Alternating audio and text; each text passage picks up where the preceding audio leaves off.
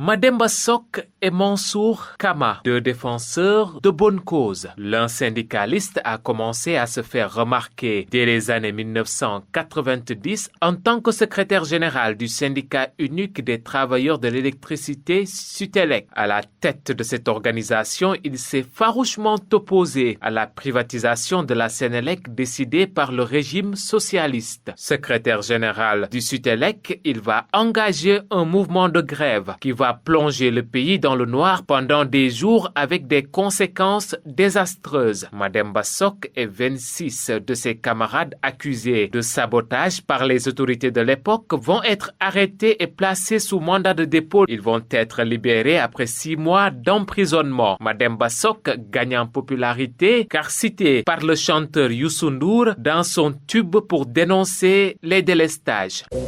Mademba lëndëm gi courant bi warul woon demee nii Mademba lëndëm gi courant bi warul woon demee nii. Il aura été de tous les combats pour l'intérêt des travailleurs. Monsieur le Président de la République, d'un 1er mai à l'autre, et cela l'est davantage pour celui-là, en fonction du contexte dans lequel il se tient, les revendications des travailleurs continuent à préoccuper le monde du travail dans sa profondeur.